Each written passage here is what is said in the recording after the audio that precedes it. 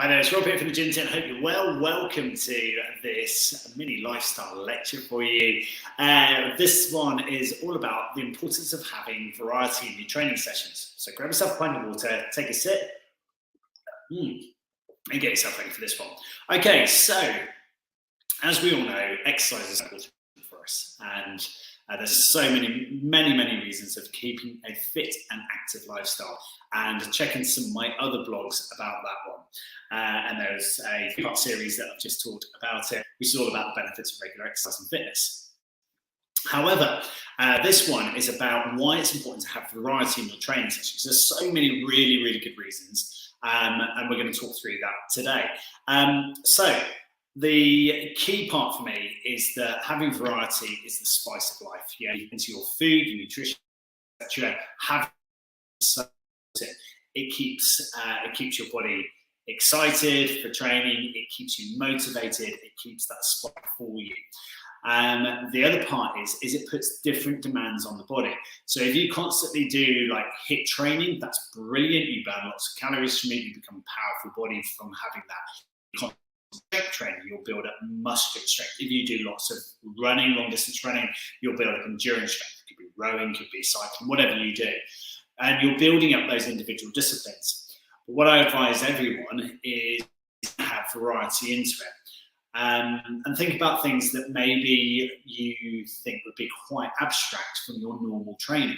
Things like a restorative stretch would be really for your muscle growth. Pressure off the joints, which will stop you from pain, will encourage you to want to carry on. Also think about having some variety into it, so that perhaps you do some HIIT training to go and complement with your strength.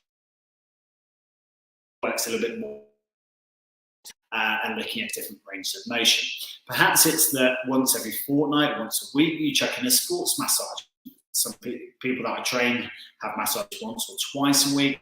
It's down to budget as well. Sports massage and sports therapy into it is a good way of adding some variety to your training.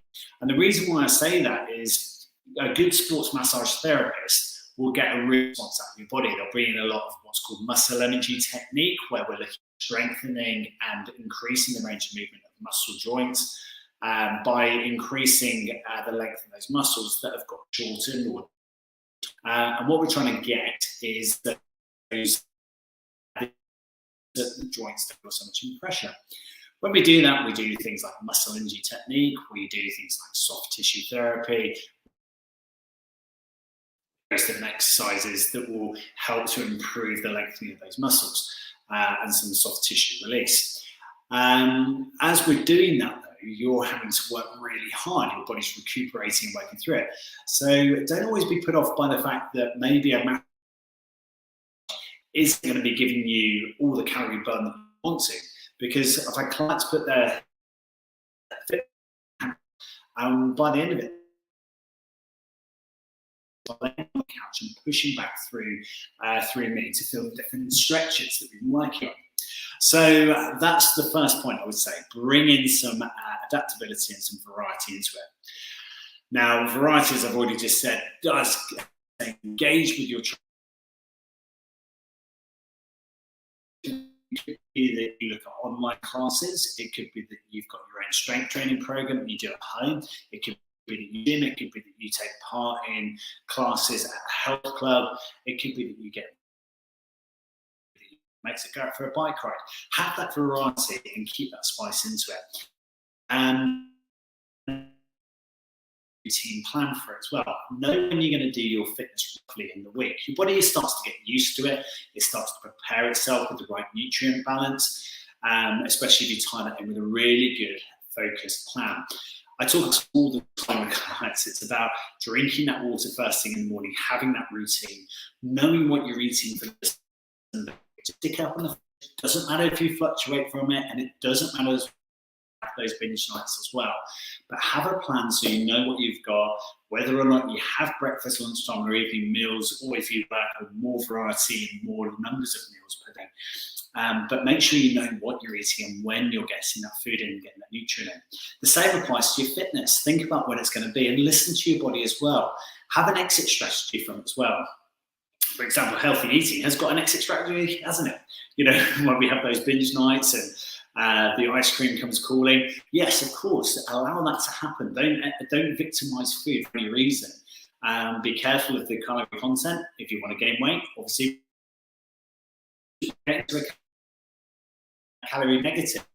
But whatever you're doing, have to know what's going in. Applies for your training. So the exit strategy for your training could be that you've got a HIIT training class booked for the evening and you're doing that down at your local gym. You could then swap out of that, maybe see their timetable, see if they've got a yoga in or a Pilates variety, like a stretch class or something, if your body's feeling like it's had enough for the day. Also, flip it around the opposite way. You know, maybe you get to your yoga session, you can, you know what, I've got some pent up I need to use it. So maybe think about, yeah, okay, today that's going to be the strength class, that's going to be the HIIT session, we're going to make that work. So there we go. Those are my key points there for today. I'm going to come back with another week of this one, so we'll come back with a part 2. But yeah, well done with that. Thank you so much for joining me. A bit of a recap for them. So have a routine for yourself. Have a bit of a variety into it as well. So you're not just working one thing, you're not working, you know, the same muscle groups, you're not getting bored with it. Have a plethora of things that give you variety. Have a routine so that you know roughly when you're going to be doing work, when you're going to be doing your training, when you're going to be eating, when you're going to be nice into your training. There we go. Hope you found that informative. Water, hydrate. I'll see you next time for the next one. Cheers.